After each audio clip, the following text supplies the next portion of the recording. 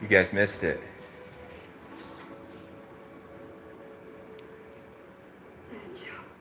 Thank the Lord.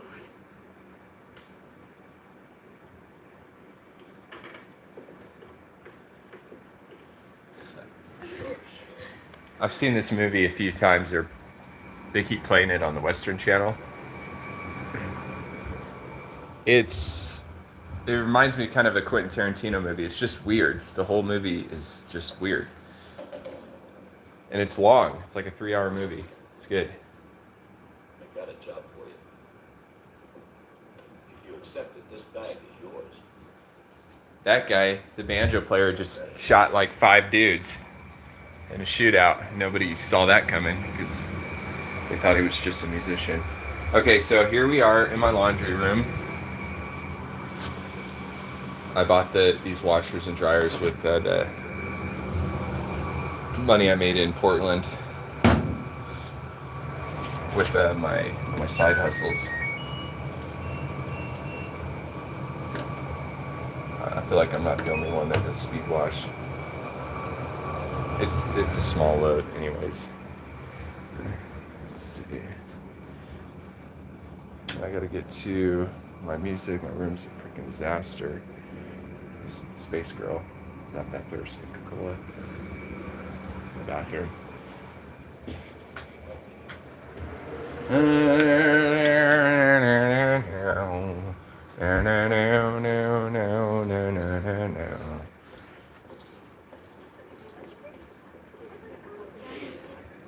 What a good movie. I didn't know they made weird-ish movies back in, what was it, the 70s? Oh, babies. Look who it is again. It's Ginger. Yay. Stop shaking. Just kind of shaking a little bit. Okay, she stopped. Hey, beautiful. Well, you shaky girl, huh? Huh?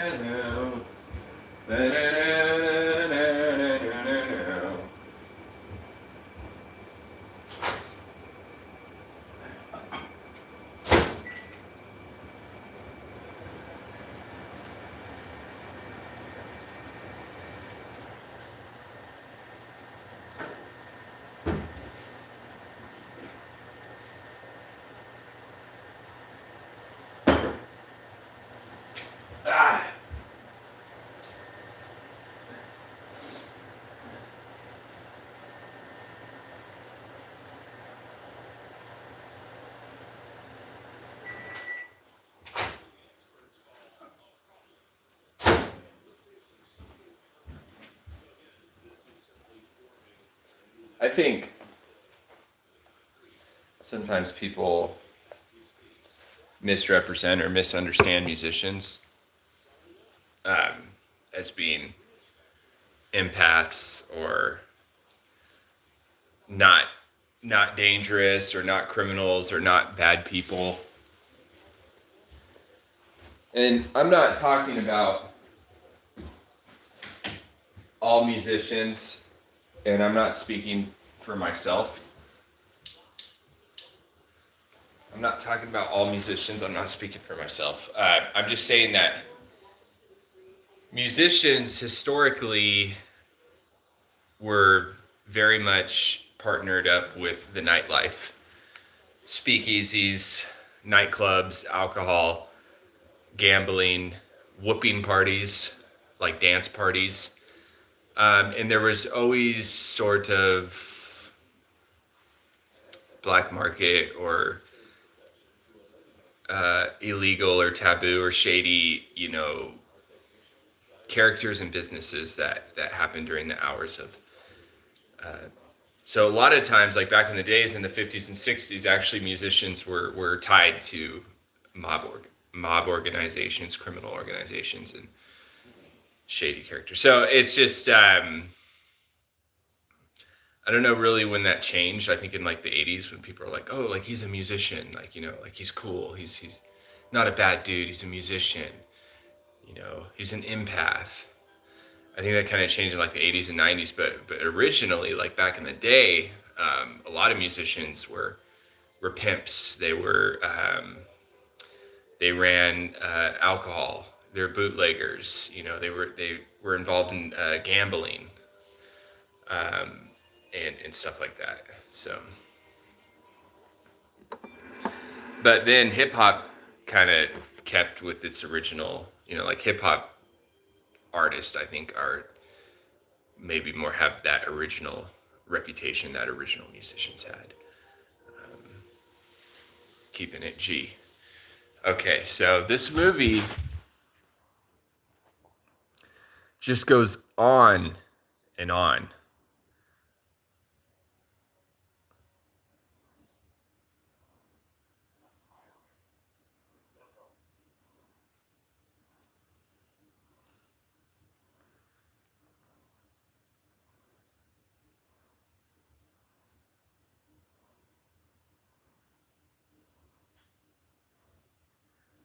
Yeah, I remember watching this. I don't even know the name of this film, but I watched this movie, I don't know, a couple months ago, and I was watching this, 2 hour movie. I watched a 2 hour movie, and I was like, oh, this is a great movie. But then I didn't realize, and then I watched it again. I didn't realize that the first time I watched it, I was halfway through it already, and there was this. It's a like a 3 hour long movie, so I didn't realize there was a whole hour I didn't see because it seemed like such a long movie when I first watched it. It's one of those movies where it feels like there's a few climaxes. Seems like it's two movies in one. Double disc. Remember that back in the days, movies that were really long would have two discs. So you you would watch, the first disc, and then it would say, please insert disc 2 for part 2 or the other half of the movie or whatever. It's like, oh, okay. That was back in the day, early 2000s.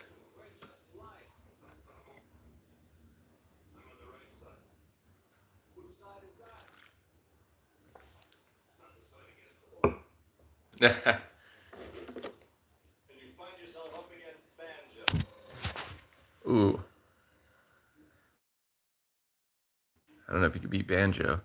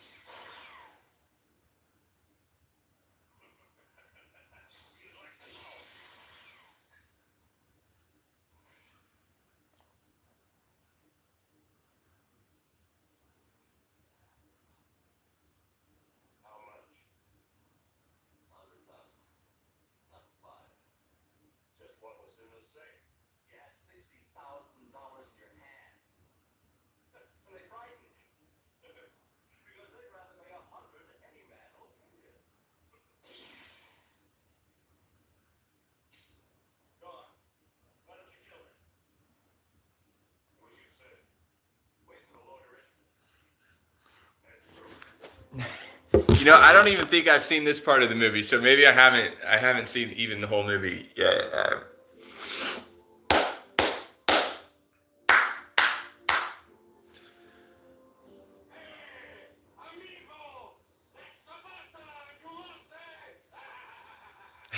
They always have like the crazy Spanish dude.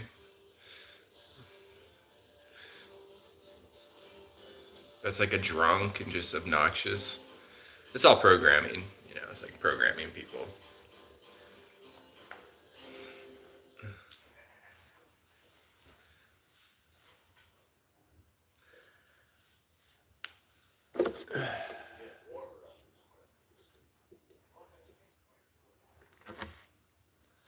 If anybody knows the name of this film, let me know.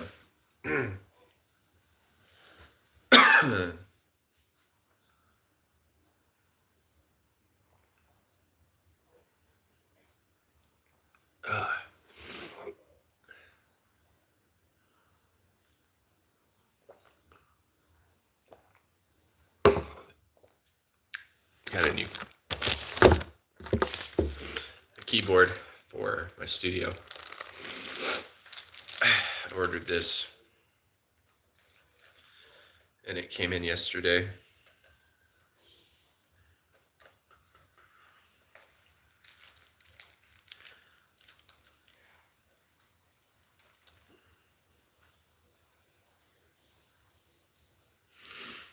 Pretty sure there's a lot you can do with this, even though it's a mini keyboard. Probably a lot of different programmings, different keys, and different sounds.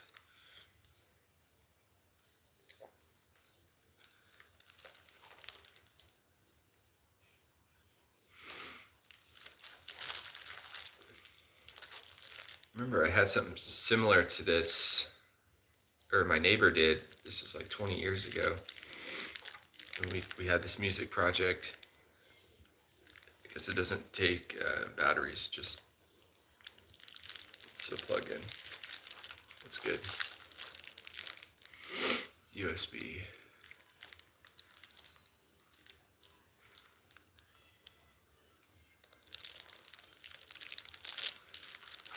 Connect this to my audio interface and start incorporating some keys, some synth, and some new stuff. I'm working on a song right now that's just, I like it a lot. It's gonna be an instrumental. It's definitely gonna be an instrumental. But it has like a vibe to it. I've been really enjoying writing instrumentals, or mostly instrumentals. Like The Cave has a little bit of singing, but not much. And the song I'm coming out with in a few weeks called Project Shadow, there's, I think the first 3 minutes of the piece, there's no vocals, there's no singing. And then the singing starts. So, and then the song I'm working on now is just a complete instrumental. Fresh Pumpkin Pie is a complete instrumental. Trick or Treat is an instrumental.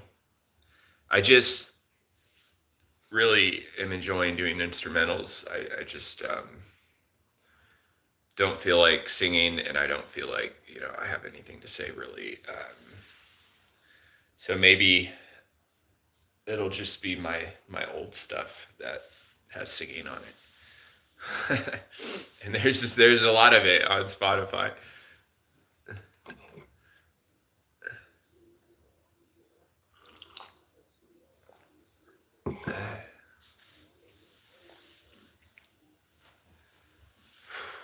Man, I'm fucking burning up in here. I gotta turn down the heater.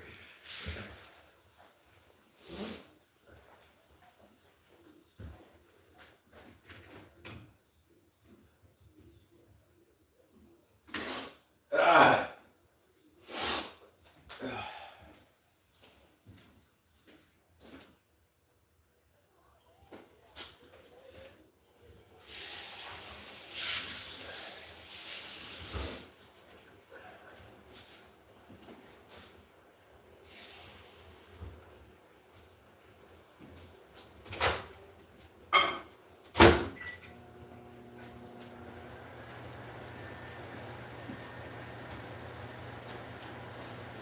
How good Ginger is.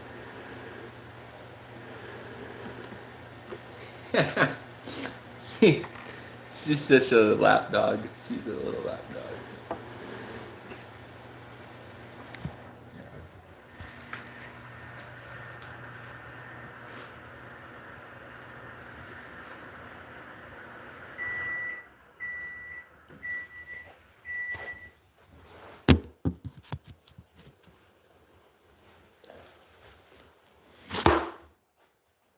Shit.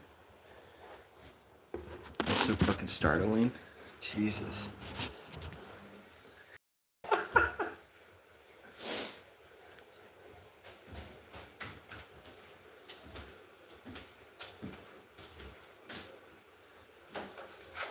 think I'm at the.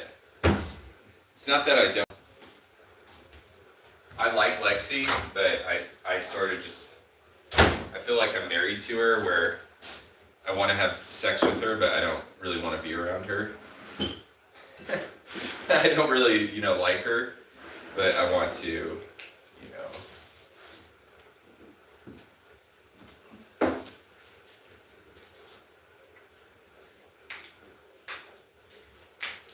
I feel like she's already my wife, and I just don't like her. I fucking hate her, but I don't want her to be with anybody else, and I want to have sex with her, and I don't like her. Basically, is what I'm trying to say.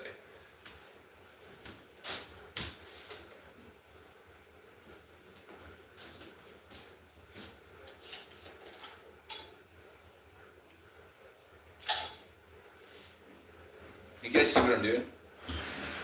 Sorry.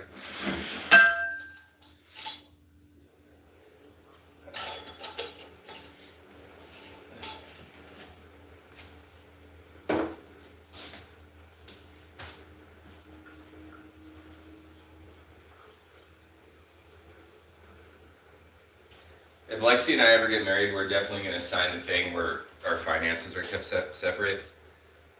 Just so there's no drama if I want to break up with her.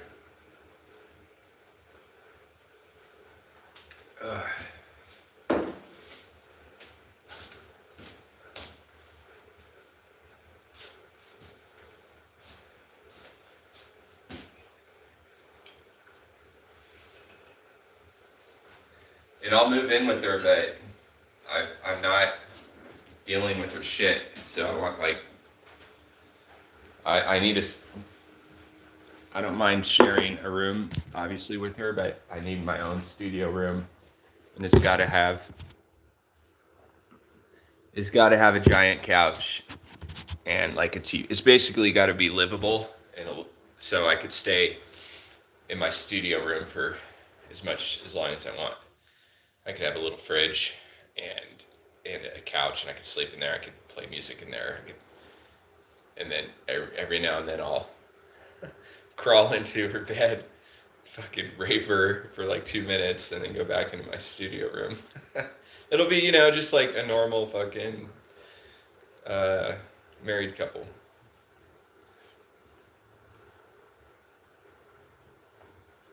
Ugh. Whew. Yeah, this movie's a trip. It's just, you can tell Quentin Tarantino got influence off this for sure. He's and the symbolism. I mean, there's so much symbolism in some of these old movies. If you just straight up, like this guy, he's got like the Jew hair.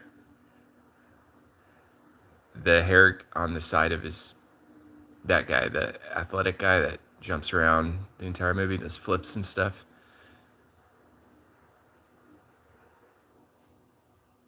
Let's see. Message retracted. Sorry, I didn't see it. I didn't see your message. So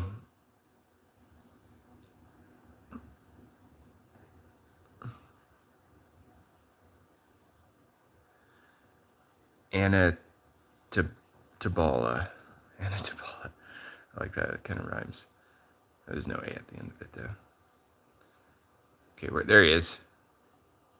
So he's got like the Jew hair, the side, the bangs. Skinheads have it too. I actually used to have that haircut where I had my head shaved, but I had the front and then the bangs. When I had that haircut when I was like 13 years old. So I guess he just has long hair. It's just his side bangs are coming down. It looks like Jewish for some reason. I don't know if that's really symbolism, but you'll see a lot of other stuff like upside down pyramids and just very oddly placed. And they do that now in movies, but it's more. Sorry, I have the phone flipped around, so I don't see any comments. So I just don't see them right away. But I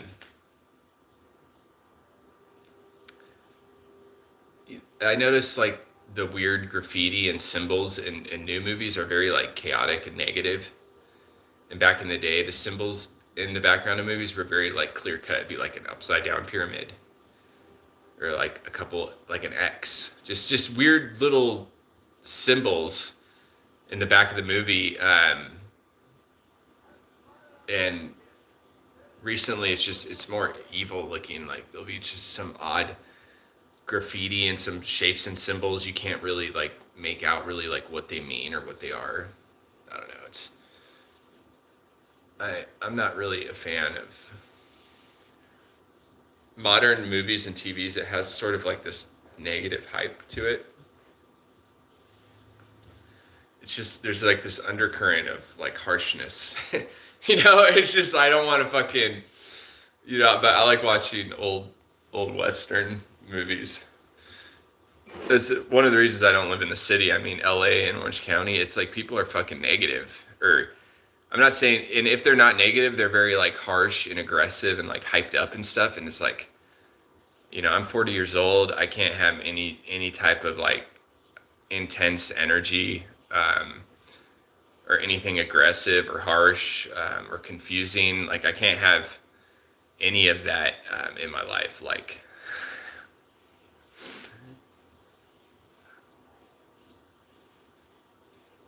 no, I do. I mean, I like Lexi, but I don't. I just, if I dated her, I would probably want to spend least amount of time with her as possible, for sure. And then, I mean, she's a little burnout. She looks a little deranged. I don't know if it's the Pilates, but she looks like a little demonic. Disfigured or something. So. I mean, I'm sexually attracted to her, but I would want her just to do the wife stuff and just like whatever, make food or hang out with your friends or do content or go fucking travel. I wouldn't even care if she fucking hung out with her ex-boyfriends or any guys. I don't even give a shit. Just go do whatever you want to fucking do.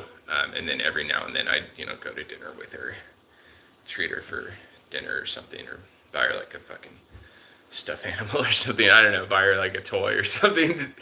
Oh shit. So I have the day off, but I don't, I have multiple streams of income, and I have one of my side hustles, nothing illegal. Just like in Portland, when I was living in Portland, I had 3 or 4 jobs. At one time I worked at the dispensary, I managed a smoke shop, I was doing DoorDash, I was doing Postmates. I had a lot going on. I was barely at my apartment. That's the only way to keep your apartment when you live in the city, is be out of it all the fucking time making money, because rent, cell phone, food, electricity, and I ate, I was eating at restaurants every day. So I wasn't like, I was eating well. I had all my favorite Thai places, my favorite Chinese places. All my favorite restaurants. So yeah, and I gotta get to. I have to. This movie's so fucking ridiculous. Like the amount of time and money spent on this is probably insane, but you know what? We're watching it 45 years later and it's still really fucking good. And half of these actors and actresses are probably fucking dead and we're still enjoying their art. So it's cool. I miss being in theater and I did commercials and stuff when I was a kid. I love entertainment industry, obviously played concerts. I would say I like acting so much more than playing music live. Because basically when I play music live, I'm just playing music. I'm not really performing, you know, meaning when I was practicing in the garage with my band, I would play the same way in the garage jamming with my friends with my band than I would in front of 500 people. The only thing that would change would basically be how I dressed. You know, that would be the only difference. That I would dress a little nicer. But when you're acting, it's I think it's way more in depth of a performance. Playing music is me playing music, but when I was acting, it was me, you know, acting, whether I was doing print work, modeling, or whatever.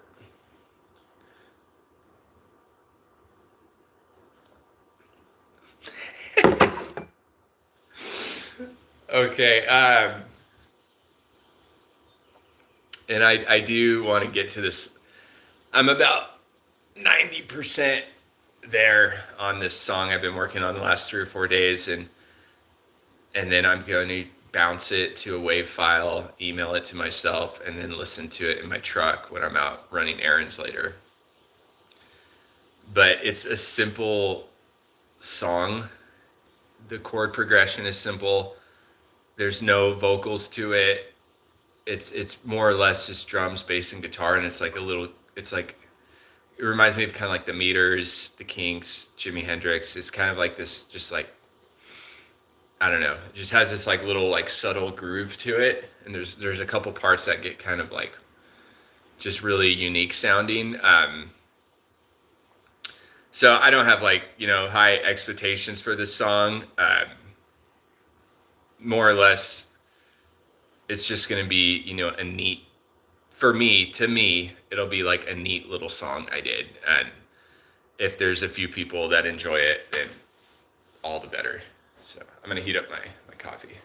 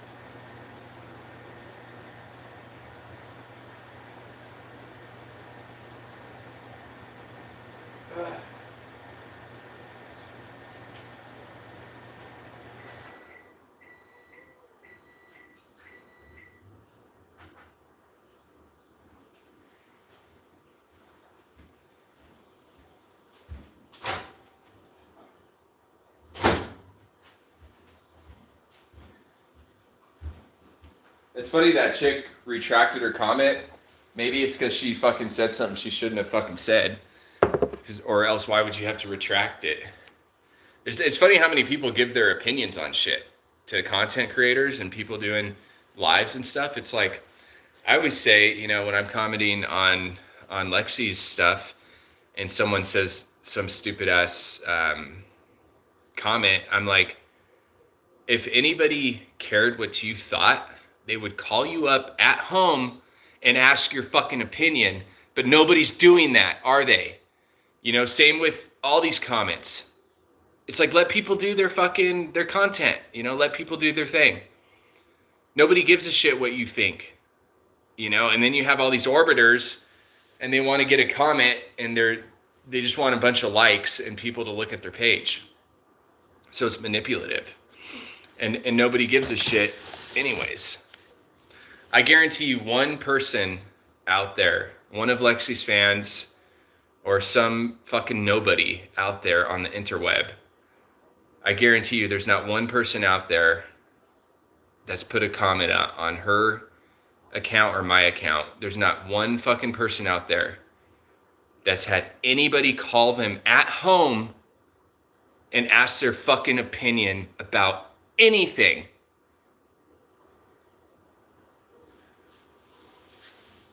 Not one person. But yet, they have opinions all over the place with their comments and everything. They have opinions, but there's not one fucking single person they have in their life that's called them at home and asked their fucking opinion about fucking anything. Because I have people that call me, I have friends that call me and say, hey, Trevor, what should I do about this? What should I do about that? Right? So unless you have people calling you at your fucking house and asking your opinion about things, don't fucking comment about shit and learn your fucking place. Because I make over $25,000 a month. And that's another thing I say. If you make more than $25,000 a month, you could put a comment on my YouTube account. If you don't, then keep your fucking mouth shut and go do something with your life. Okay. Ugh. Lexi is refurbishing her fucking house. Okay, she could do whatever she wants. Okay, if she wants to date me, she can. I think it's a stupid job though, but I mean, she's successful at it. It's like being a stripper. It's basically being an online stripper. You know, you're sexualizing yourself more or less for views and attention. And people are attracted to the fountain of youth. So these influencers that are like 23, 24, 25, 26, 27 get a lot of attention because they're young and vibrant. But when you're fucking in your late 30s, no one's going to give a fuck about you. Okay, I'm 40 years old. Okay, nobody follows a 40-year-old guy. Okay, I'm not fucking Joe Rogan or Howard Stern. I'm not that good at fucking blogging. I'm not Jay Dyer up here talking about what the Holy Trinity means and shit and the Nicene Council that happened, 1700 years ago when all these bishops met together and decided this one thing about Egypt. And I don't get into stuff like that. Okay, I just play groove music. This movie is so fucking bizarre, man. It's just like nonstop. Hold on.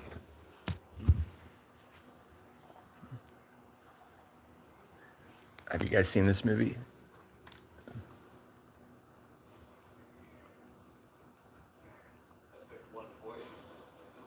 This movie is so fucking bizarre. I'm serious. I watched this.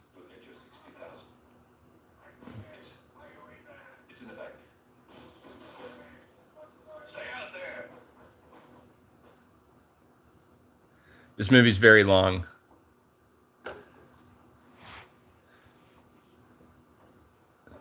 Kind of has this Quentin Tarantino vibe.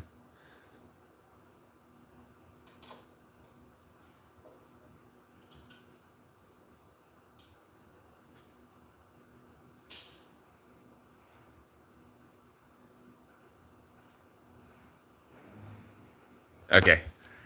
Sorry. I'm not going to sit here and watch the entire movie with you guys. My clothes are almost in the dryer, and then I got to work on this track.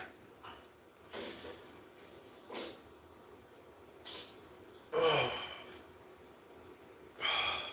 I'll give you the signal. This is so fucking weird. I'm sorry. Now. It's just, what the fuck is going on? Like hiding behind these little statues. Hey, what's up, guys? Hey, I see some of your comments. What's up? What's up? Sorry, I had a little... Sorry. I hope nobody saw that. I had a little burst. A little burster. I had a burster. Yeah, that's what it's going to be called, man, when people just go off. It's good. Men with superior talents and consequently with superior power always have one last card to play. Yes, Dingle. Guy's such a bad guy. $1 on that last card. People that have superior power always have... Oh, you just got stabbed. How's that for superior power? You just got motherfucking shanked, homie. He's like, those with superior talents and superior power always have one last card to play.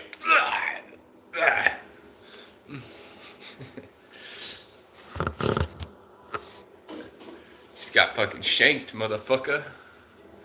Welcome to the hood. Welcome to the hood, nigga. Sorry. There's an A at the end. Okay.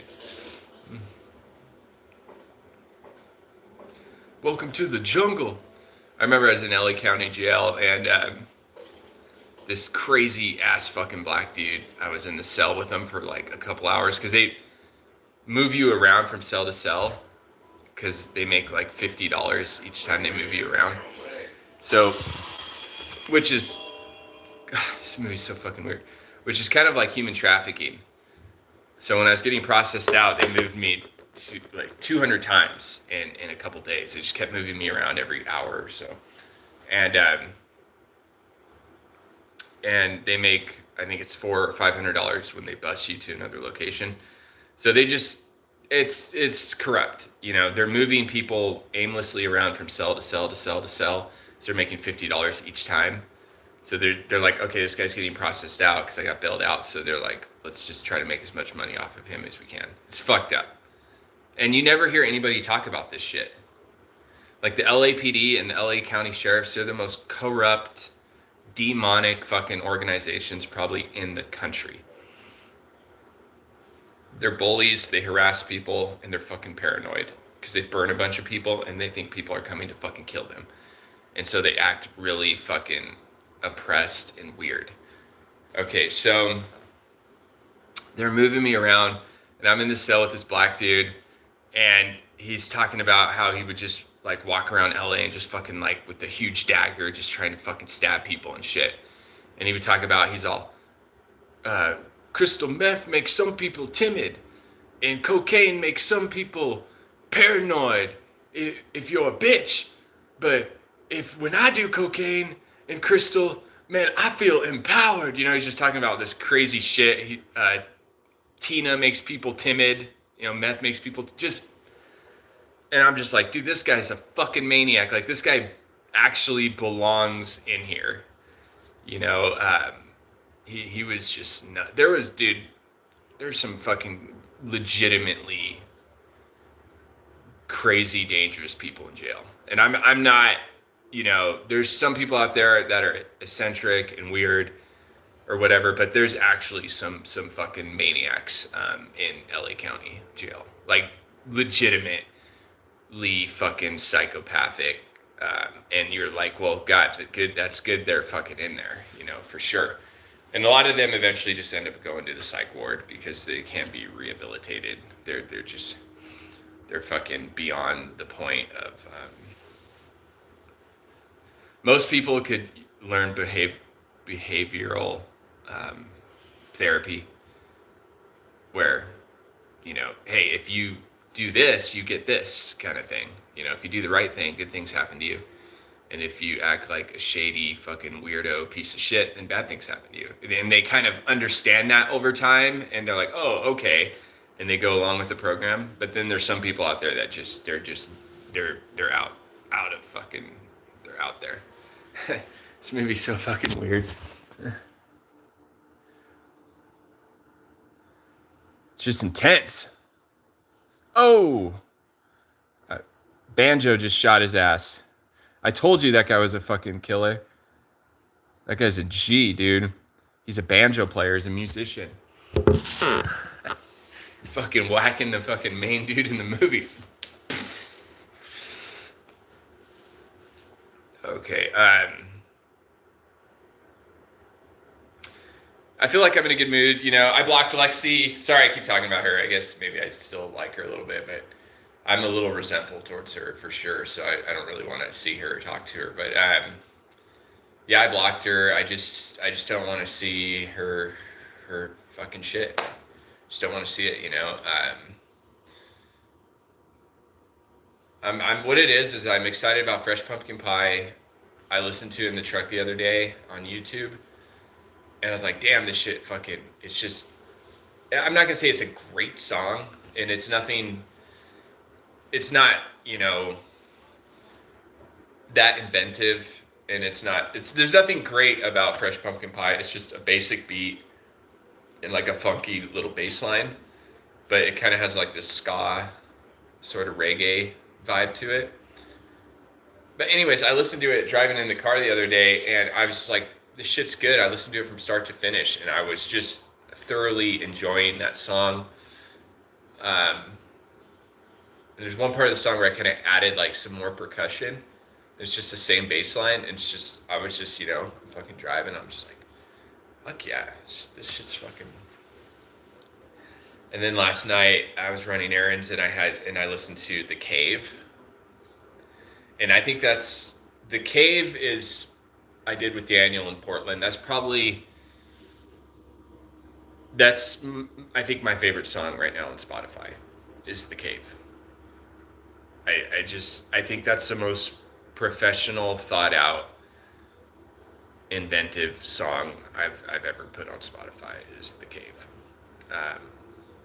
Again, very simple, just a repetitive bass line that is different. It's very, I'm not gonna lie. Like, I mean, we were fucking shrooming.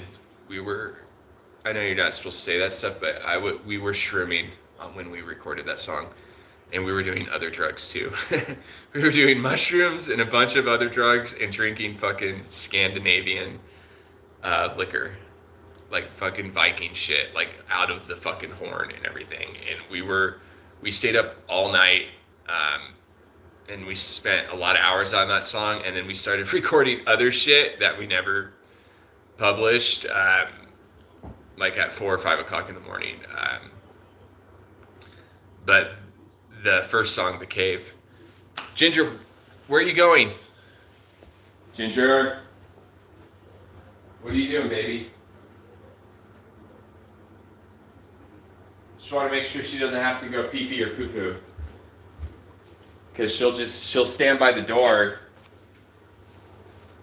She'll stand by the side door, basically, with her paw, Paw means yes. So when I'm eating food and she could smell its meat, she'll go like this, and that means she wants some fucking meat.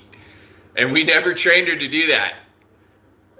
Like I said, Lexi and we never trained her to lift her right paw up, but that means yes. That means like she wants that, or she wants to, like if I hold up a leash to go for a WALK, she'll go. It's fucking adorable. It's fucking awesome. Okay. So yeah, The Cave, that was so much fun recording that song. That's why we recorded that like 5 years ago, and we just recorded it. We never did anything with it. Never put it on YouTube, never talked about it, I never mentioned it on Instagram, nothing. We just fucking had this night in the studio and recording, and we recorded The Cave, and that was it. We never fucking did anything with the song. And then 5 years later, I'm here in North Arizona. I'm like, dude, you remember that track we did called The Cave, where it's like that bluesy guitar? And he's all, yeah, he's all, let me work on it. And then he worked on it. He took out some of like the super weird psychedelic stuff, cleaned up the 2 guitar tracks. There's 2 guitar tracks on that song. If you listen, they each have their own setting for the sound. So yeah, there's 2 guitar tracks on the song. He cleaned up some of the stuff, left some of the stuff, mixed it, mastered it. Then he emailed me the file, and I listened to it, and I'm like, man, this is great. Well, I was like, maybe the bass should sound a little different or be turned up, and he's all, no, dude, it's fine. I'm like, okay, it's fine. And so, and then I put it out on Spotify, but it's Gigi. Hi, baby.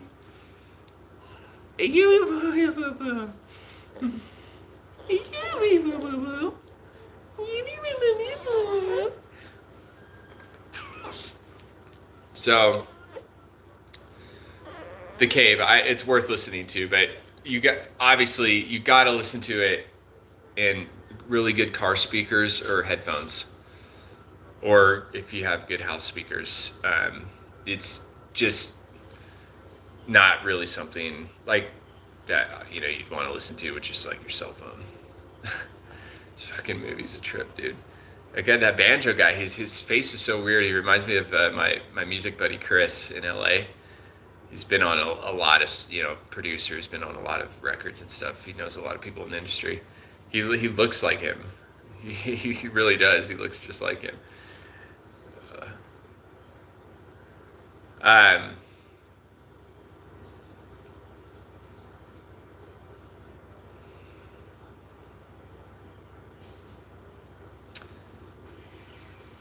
Don't Call Me Back, the mastered version, I think is good. I put that song out like 3 times this year, and Don't Call Me Back, master version by Trevor Wright is, I think, great. I think it's a great song. It's a really good song. You know, I've been listening to She's a Villain lately, and that song, like, when I wrote the song, she's like, just kind of whatever, like ska. It's a ska punk song. She's a Villain.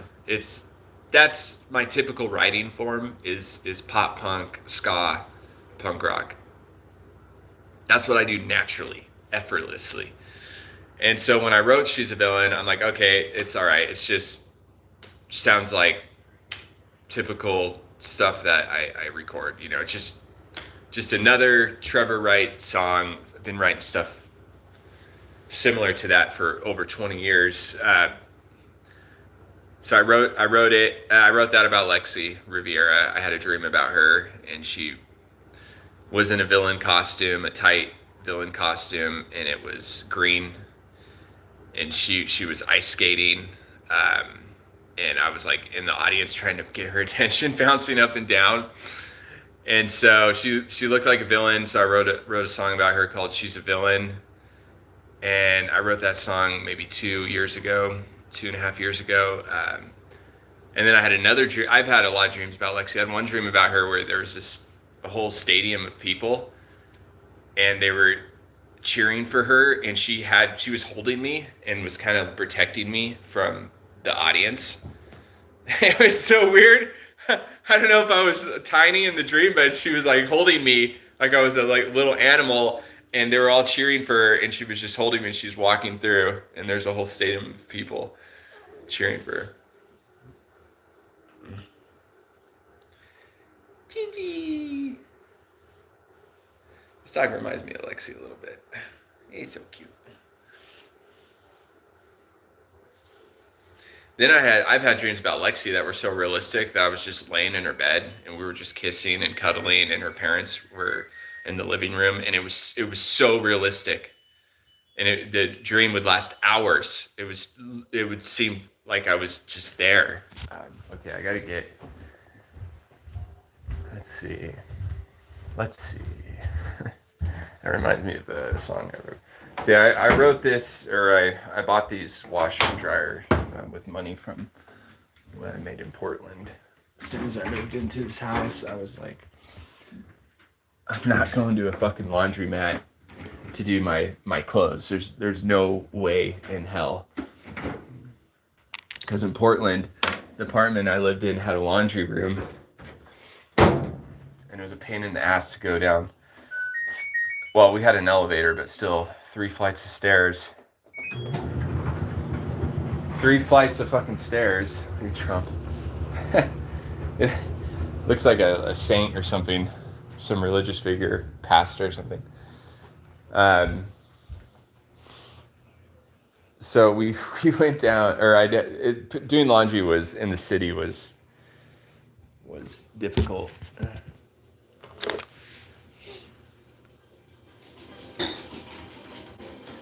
Play squeaky. Give me that squeaky ball.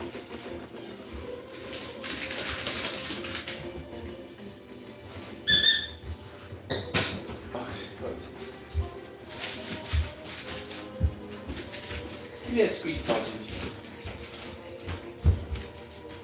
Come here.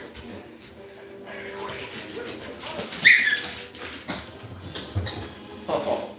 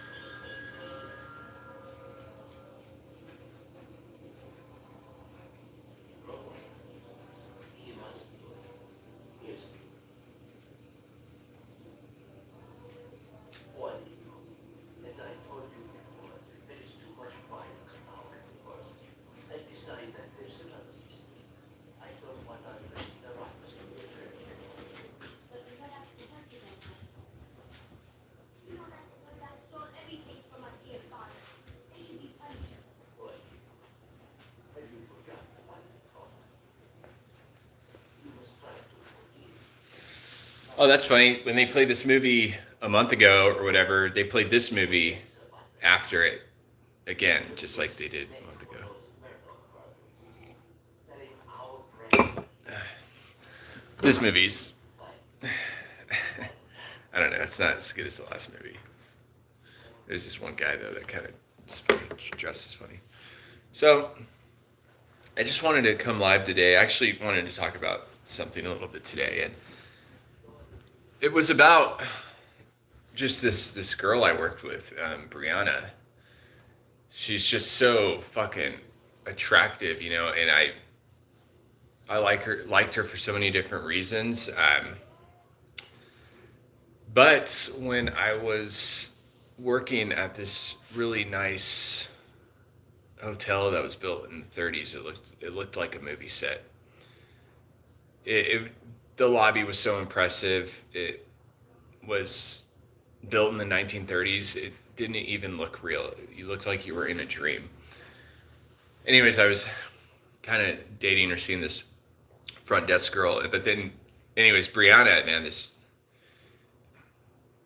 I don't think she didn't really, you know, she didn't have a boyfriend. She liked me, I could tell. She was 36 or 37, and she was, I think, 21 or 22. And she was a manager at the hotel, and she liked me. I could tell she liked me.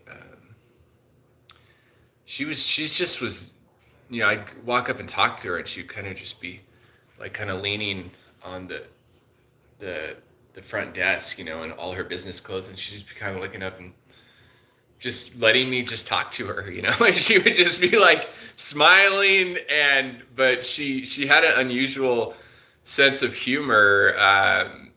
And the thing about Brianna and I, we didn't even date. So no, but really we worked together for 7 months and every day. So that's spending a lot of time with someone.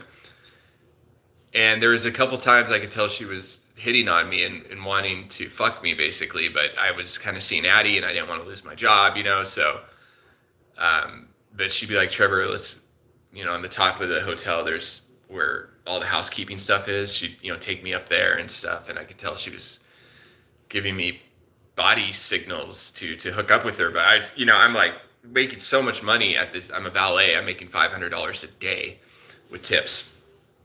Plus I'm making $20 an hour. So I'm just, to me, that's a lot of money. I was hitting, you know, $700 a day, and I just didn't want to, you know, fuck up the job somehow, you know, so like, this guy is so weird. Look how weird this dude is.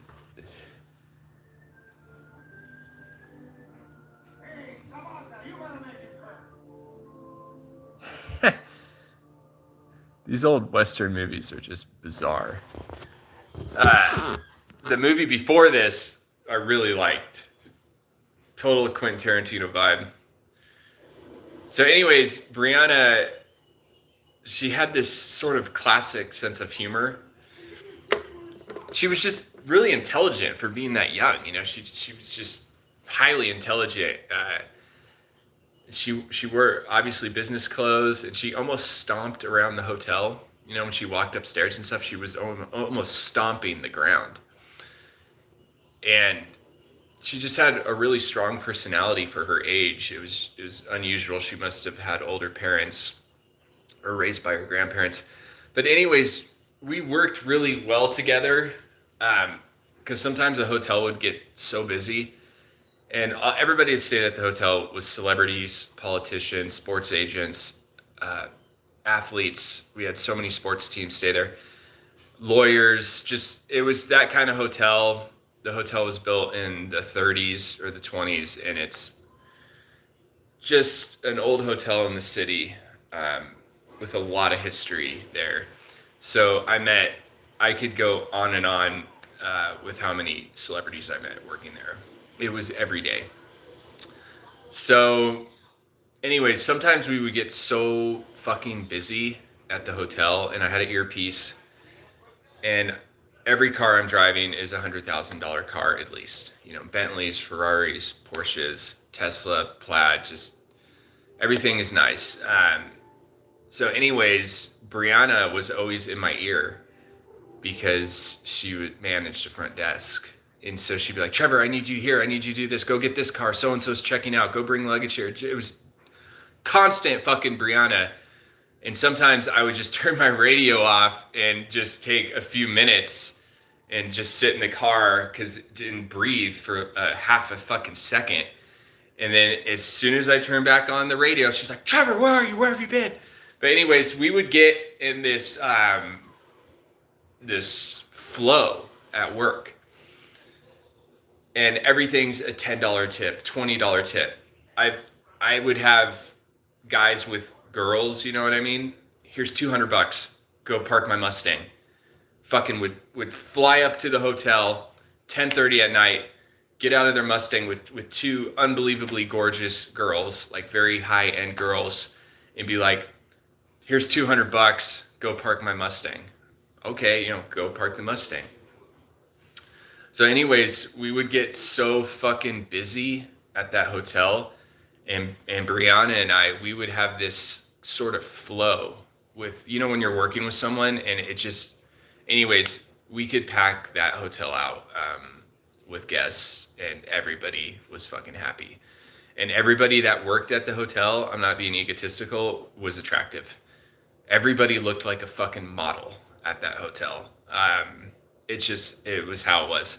And it's funny, we'd have fake celebrities, influencers. They'd be like, oh, we have an influencer staying at our hotel tonight.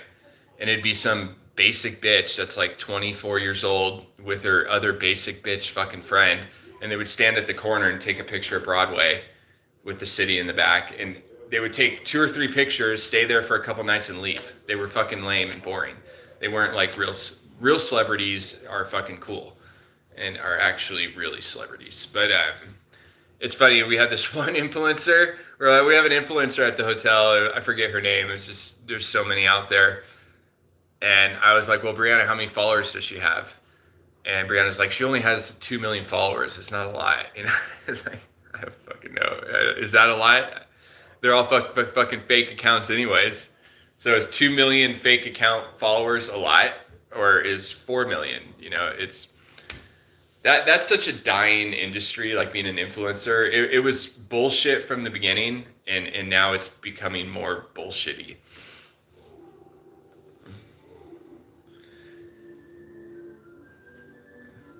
I think any girl that's averagely attractive could be an influencer.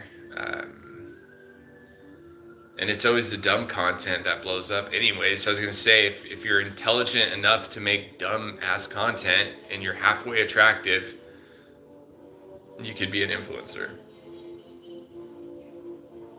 Look at this one. He's so fucking adorable. Oh, she moved. She was laying. So cute. She just loves to get pets sometimes. She doesn't like the cell phone too much. She probably just wants, you know, it's me to watch Westerners with her and have no cell phone. Nice cuddle time.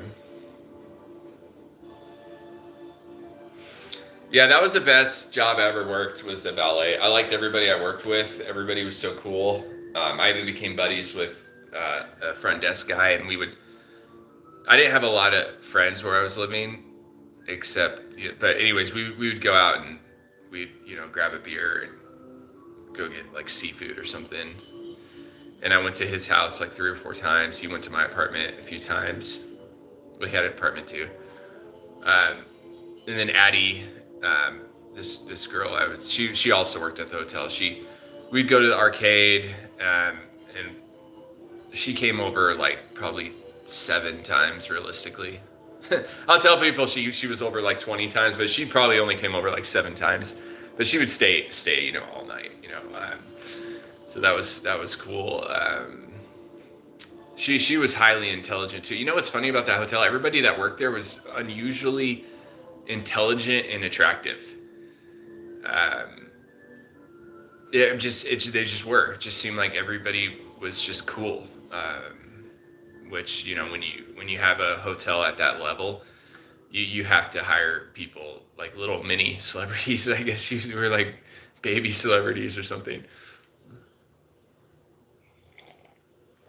And we had the manager of the valet section was literally the coolest dude probably that I've ever met. And he was Eastern Orthodox, like what I am. He was Romanian Orthodox, but I mean, we never talked about Orthodoxy at work, you know, it just, and then another valet guy that worked there for over 25 or 30 years, he was actually a real actor and he was in all these movies in the 80s, like ninja movies and stuff. And he would give us posters of signed of all these movies he was in. And he was actually Greek Orthodox. And we went to the same church. So it was kind of cool because the whole valet section was basically Orthodox. So that made me feel so comfortable. Like once I found out the manager of, he was such a G. Seriously, the manager of the valet, the Romanian guy, he just had a presence about him. You could tell he's been working with celebrities for over 30 years. He was just so fucking, you could just talk to him and he'll just stand there and just fucking listen. But cool. He was just cool. He was so easy to talk to and he was so chill. I learned a lot from that man. I did. I worked with him for 7 months and I learned a lot about being professional at work and stuff. I learned from him. Like when someone asks you, where's the bathroom? You don't like point with your finger. You never point at anybody or anything when you're working in it. Because a hotel is technically under the entertainment industry. It's under that umbrella. Same with the restaurant industry. A lot of people don't know that. So, you know, you always do that one. You know, it's that away, sir. You know, you never point. Just little stuff like that. So, yeah, I mean, God, we were making so much fucking money there. That was insane, dude. A lot. I mean, I had a wad of fucking cash. I had to go to the bank every 3 or 4 days and give them thousands of dollars and tens and 20s. That's how I bought the washer and dryer. You know, that's how I bought the Apple iMac all in one. I would have probably worked there a lot longer, but, you know, drama with what's her face. So this movie, fucking Westerners. I mean, my job now is cool. I actually like the job. You know, I'm in sales. You know, I like the job I'm in now.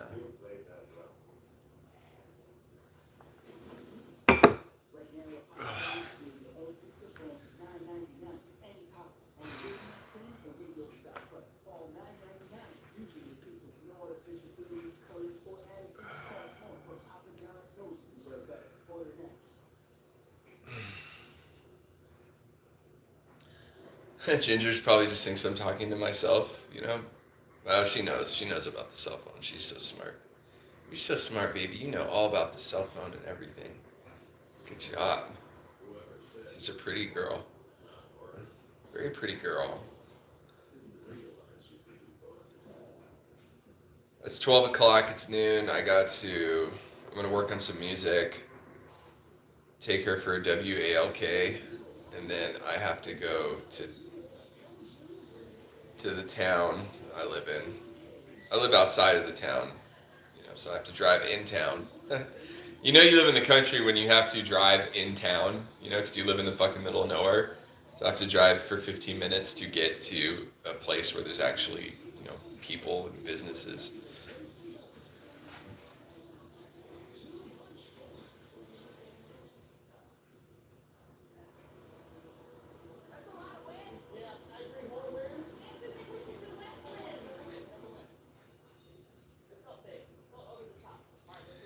These fucking bitches, Jennifer Aniston and her smart water.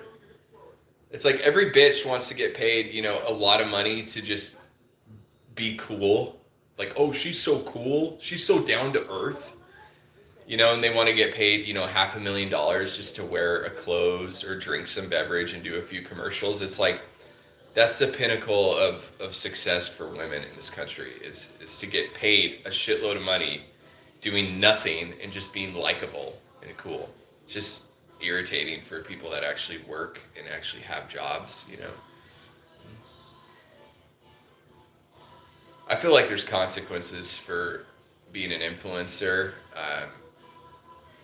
and even an actor, or even what I am, a musician, songwriter. Not so much for a songwriter or musician, because we actually have a legitimate career. You know, it's a real thing.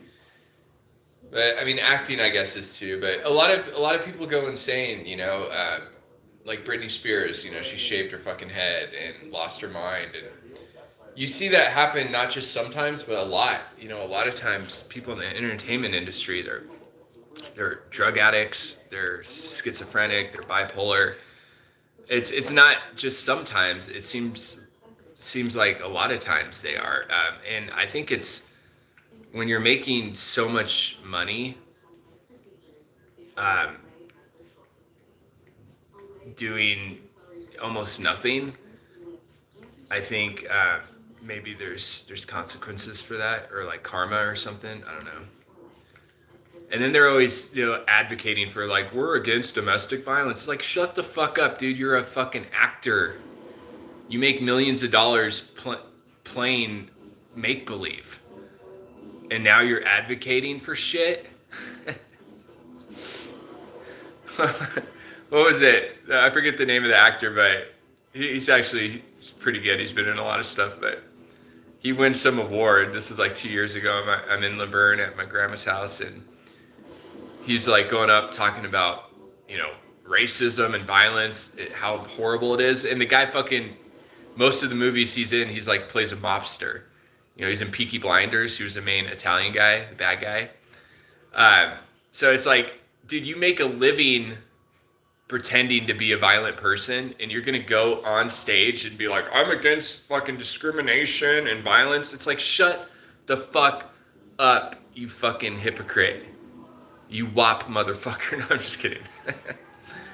I like Italians. They're good. I have some good Italian friends. Yeah, so WAP means without papers. That's what they called Italians back in the days. Or any immigrant, but mainly Italians were called WAPs. Italians were like the Mexicans in the 50s and 60s. One of my best friends, Italian. He knows he knows I love him. I love his family too. Oh my gosh, I'm like blushing. Okay. It seems like I have had a lot of Italian friends, though. Really, though, just for some reason, I don't know why. I just have a lot of Italian friends. I don't know why. I just do.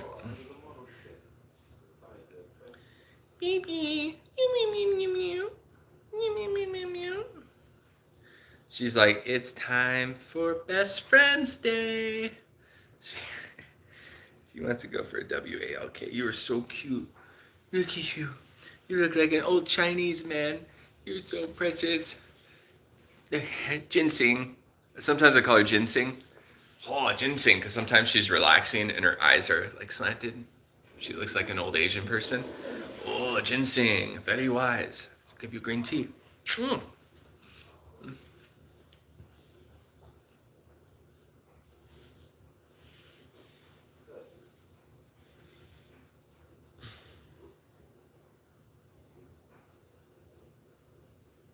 It's interesting.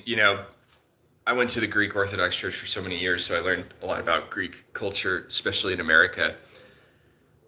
And statistically, according to professional researchers of culture in America, Greek immigrants assimilate faster and better than any other person that migrates here. And there's a fucking lot of people. There's over 100 countries of people we have here. People from South America, India, all over Europe, Asian countries. So out of all those people, the Greeks learn the English language and they follow the laws and they assimilate into American culture, and they're ranked number 1. Bet you didn't know that. I didn't know that until I read the fucking thing on it. Yeah. They have really long, I've had Greek girlfriends before. They have really long last names. It's like unbelievable. It'd be like 17, 18 letter. There's like 17 fucking letters in your last name. It's impossible to, in their first names too. It's impossible to remember or pronounce it. So a lot of them will change their names, just to short. Like, there's this one guy at the Greek Orthodox Church. His first name was 13 letters long or something ridiculous. He's like, just Ted. He'll just call me Ted. They always change their names to, like really short, simple names.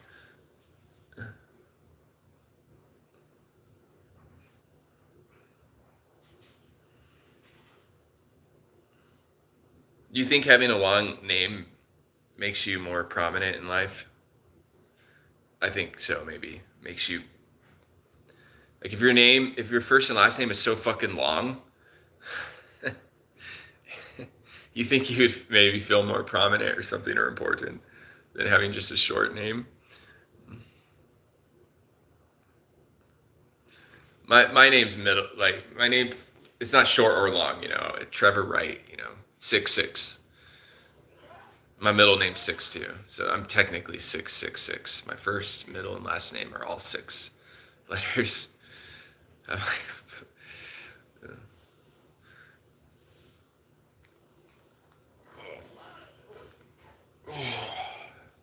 What are the odds of that? It's probably one in a million or something that your first, middle, and last name are all 6 letters.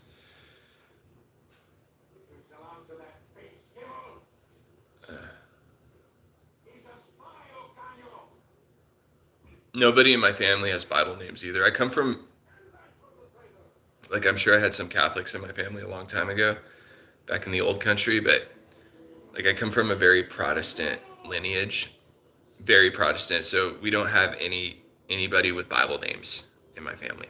It's like Eric, Kirk, they're all like very fucking Anglo-Saxon. They're very American Protestant names. Like, we don't have anybody. Trevor, nobody with Bible names in our family. Well, except Luke. Luke's the only one. I think Luke is the only Bible name we have in the family.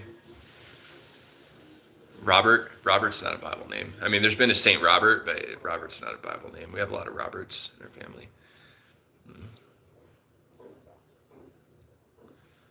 Trevor doesn't get more fucking British. That's probably one of the top. Trevor and Nigel and John are like some of the top British English names there is. Nigel. That's a cool name, Nigel.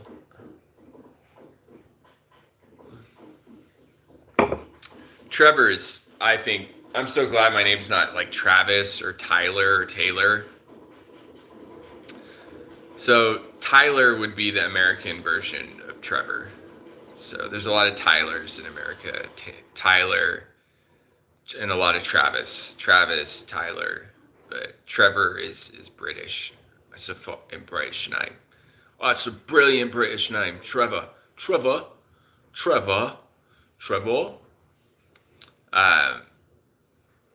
And Tracy, it's one of those, that could be a guy or a girl's name, but Tracy, that's very Irish. Yeah, Tracy is an Irish name. Travis or Tyler is American.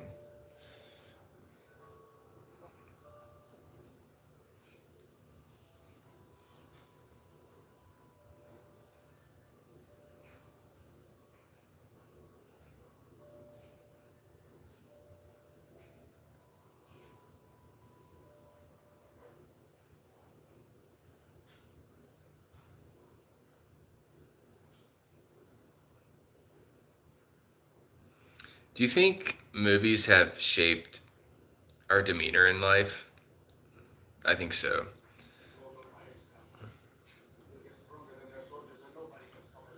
Especially my generation. I mean, we in the 90s, we grew up watching movies from the 80s and the early 90s, so everything was like alpha male, like kick everyone's fucking ass, be the best, center of attention. So I feel like it kind of shaped my generation a little bit. Like, they call it toxic masculinity now, but back in the 90s and the 80s, there was no such thing as toxic masculinity. That was all there was. never backing down, always being right, taking, never ask, take. Like, I look back at a lot of the movies I watched when I was a kid. I can't believe parents even let their kids watch these movies. They're so toxic and violent. And sports was really big growing up. I played soccer legitimately on teams, and my team always did really well. I was always track and field. I was getting first in everything. First, Trevor Wright, half mile, first. Trevor Wright, quarter mile, first place. Trevor Wright, mile, first place. It's like fucking first place, everything, every year.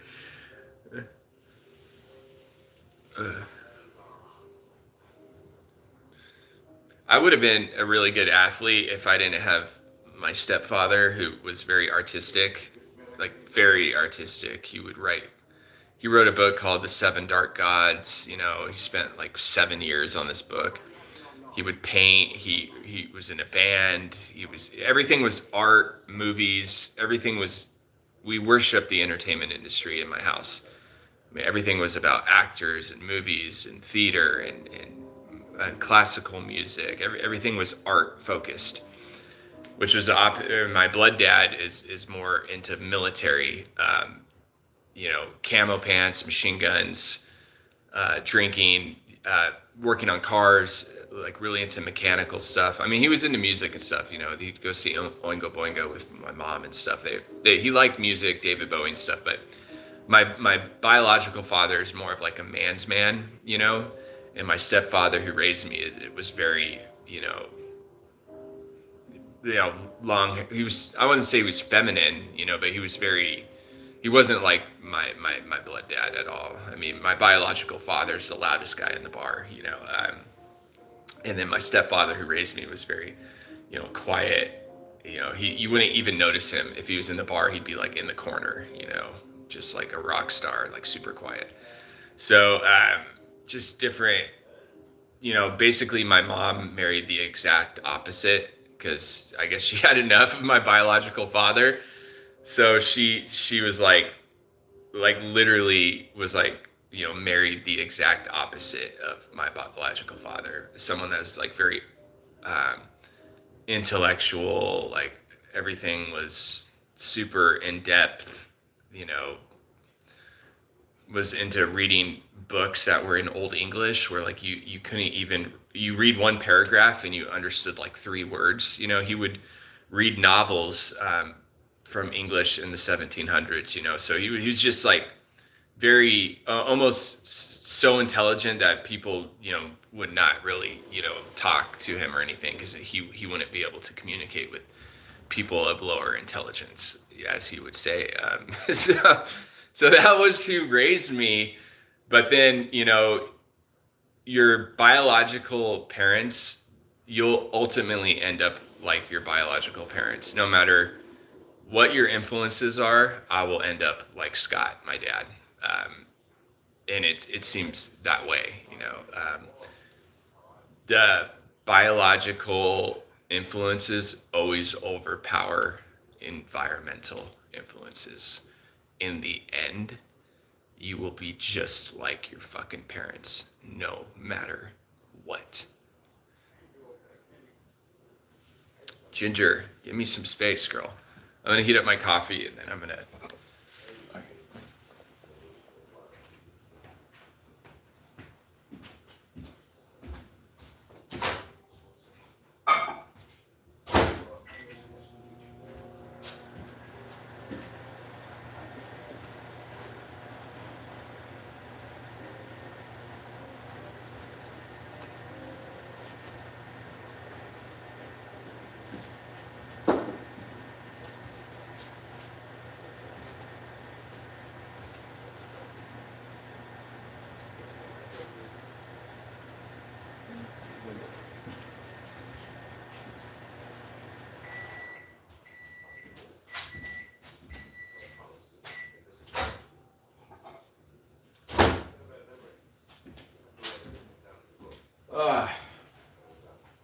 Every time I have a day off, I'm just, okay, today I'm going to work out. I'm going to do 100 push-ups. I'm going to go for a 4-mile jog. I'm going to do 500 sit-ups and lift weights and do taekwondo for 5 hours straight.